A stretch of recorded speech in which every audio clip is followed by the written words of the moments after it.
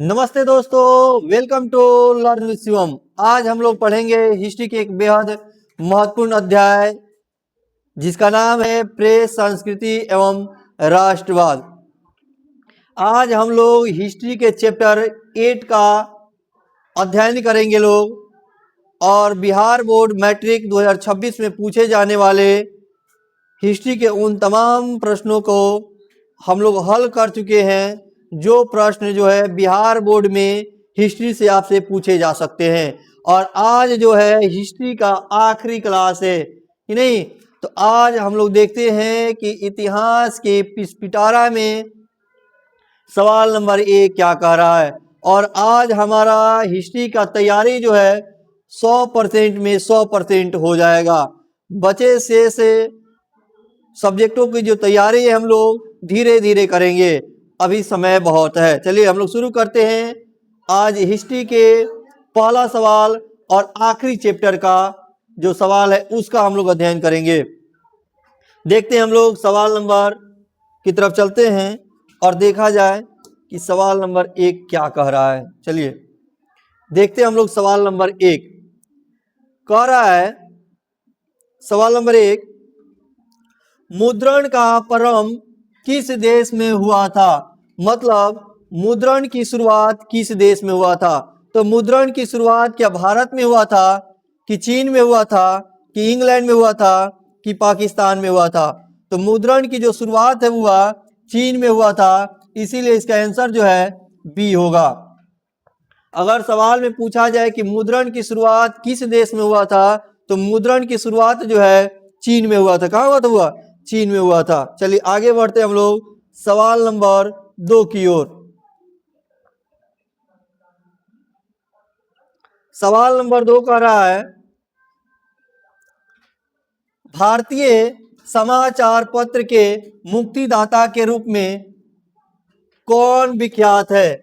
मतलब भारतीय समाचार पत्र के मुक्तिदाता के रूप में किसे माना जाता है? तो भारतीय समाचार पत्र के मुक्तिदाता के रूप में क्या वारेन हेस्टिंग्स को जाना जाता है, कि चार्ल्स मेटकाफ को जाना जाता है? माटकाफ नहीं होगा, मेटकाफ होगा।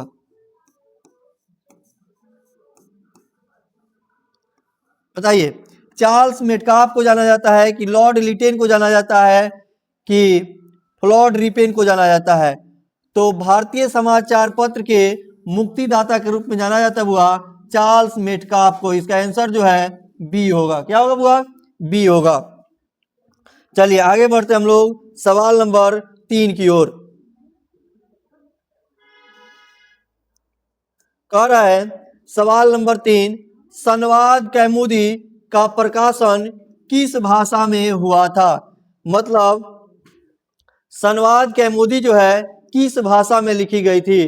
तो संवाद कौमुदी जो है बंगाली भाषा में प्रकाशित किया गया था, इसीलिए इसका आंसर जो हुआ ए होगा। बहुत बार पूछा भी गया है कि संवाद कौमुदी किस भाषा में प्रकाशित हुआ था, तो यह बंगाली भाषा में प्रकाशित हुआ था। आगे बढ़ते हम लोग सवाल नंबर 4 की ओर।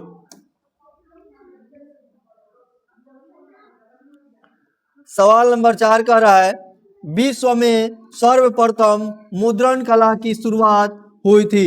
विश्व में सर्वप्रथम मुद्रण कला की शुरुआत हुई थी भारत में, कि चीन में, कि जापान में, कि अमेरिका में? तो मुद्रण कला की जो शुरुआत हुई थी बुआ चीन में हुई थी। कहाँ हुई थी? मुद्रण कला की शुरुआत चीन में हुई थी। कहाँ हुई थी? चीन में। इसका आंसर हो जाएगा बी। क्या होगा बुआ? बी हो जाएगा। चलिए आगे बढ़ते हम लोग सवाल नंबर 5 की ओर।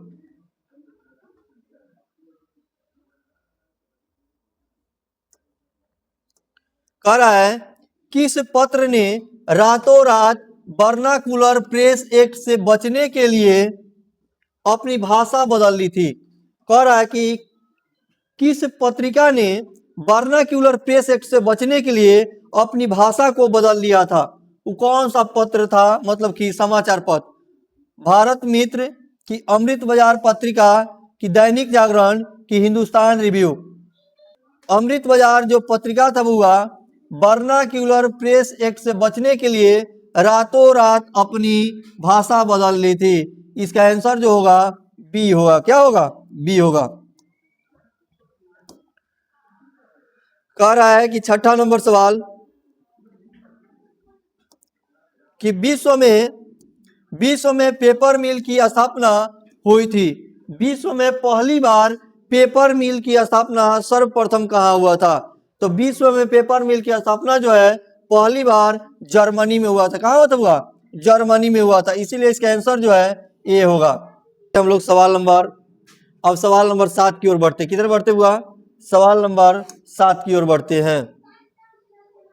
सवाल नंबर 7 कह रहा है कि किसने कहा मुद्रण जो है ईश्वर की दी हुई महानतम देन है, जो सबसे बड़ा तोहफा है। कह रहा है कि किसने कहा था मुद्रण जो है ईश्वर के द्वारा दी हुई महानतम देन है, जो सबसे बड़ा तोहफा है। तो इसे किसने कहा था? हुआ महात्मा गांधी ने कहा था, कि मार्टिन लूथर ने कहा था, कि मोहम्मद पैगंबर ने कहा था, कि ईसा मसीह ने कहा था। तो मार्टिन लूथर ने कहा था कि मुद्रण जो है ईश्वर के द्वारा दी हुई महानतम देन है, जो सबसे बड़ी तोहफा है। तो इसका आंसर जो होगा हुआ बी होगा। क्या होगा? बी होगा। चलिए आगे बढ़ते हम लोग सवाल नंबर 8 की ओर। कह रहा है सवाल नंबर 8, महात्मा गांधी ने किस पत्रिका का संपादन किया था? महात्मा गांधी ने किस पत्रिका का संपादन किया था? तो महात्मा गांधी ने यंग इंडिया नामक पत्रिका का संपादन किया था। इसीलिए इसका आंसर जो हुआ ए होगा। आगे बढ़ते हम लोग सवाल नंबर 9 की ओर। कह रहा है सवाल नंबर 9 कि गुटेनबर्ग का जन्म किस देश में हुआ था? तो गुटेनबर्ग का जन्म जो है क्या अमेरिका में हुआ था, कि जर्मनी में हुआ था, कि जापान में हुआ था, कि ब्रिटेन में हुआ था? तो गुटेनबर्ग का जन्म जो है जर्मनी में हुआ था। कहाँ हुआ था? जर्मनी में हुआ था। इसका आंसर होगा बी। आगे बढ़ते हम लोग सवाल नंबर 10 की ओर।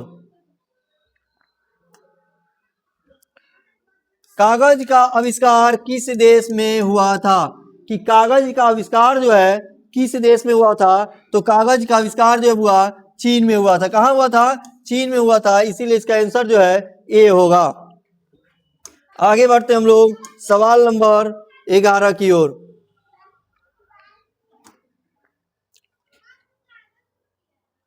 गुलामगिरी के लेखक कौन थे? कह रहा है कि गुलामगिरी के लेखक जो थे कौन थे? तो गुलामगिरी के लेखक क्या काशी बाबा थे, कि श्रीनिवास देश थे, कि ज्योतिबा फुले थे, कि इनमें से सभी थे? तो गुलामगिरी के लेखक जो थे हुआ ज्योतिबा फुले थे। इसका आंसर जो होगा सी होगा। आगे बढ़ते हम लोग सवाल नंबर 12 की ओर। कह रहा है कि जापान में पहली पुस्तक किस वर्ष छपी थी? कह रहा है कि पहली पुस्तक जो है जापान में किस वर्ष छपी थी? तो पहली पुस्तक जो है 868 बीसी में छपा था। इसीलिए इसका आंसर जो है ए होगा। क्या होगा? ए होगा। चलिए आगे बात करते हैं हम लोग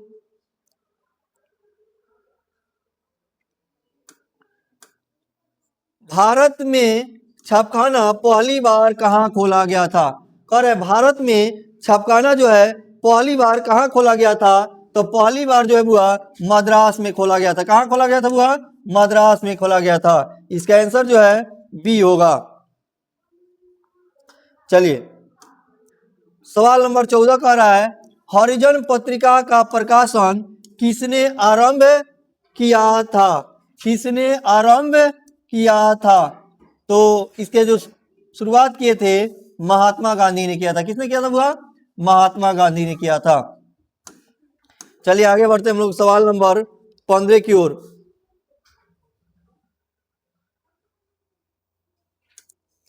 कह रहा है भारत में पहला समाचार पत्र किसने प्रकाशित किया था? कह रहा है भारत में पहला समाचार पत्र किसने प्रकाशित किया था? तो जेम्स ऑगस्टस हॉल्की ने किया था। किसने किया था? वह जेम्स ऑगस्टस हॉल्की ने किया था। इसका आंसर जो है ए होगा। क्या होगा? ए होगा। आगे बढ़ते हम लोग सवाल नंबर 16 की ओर। कह रहा है किसने अमरा जीवन आत्मकथा लिखी थी? किसने अमरा जीवन आत्मकथा लिखी थी? तो शिवानी ने, कि कृष्णा सोबती ने, कि आशा पूर्ण देवी ने, कि रस सुंदरी ने? तो रस सुंदरी ने अमरा जीवन लिखी थी, इसीलिए इसका आंसर जो है डी होगा। आगे बढ़ते हम लोग।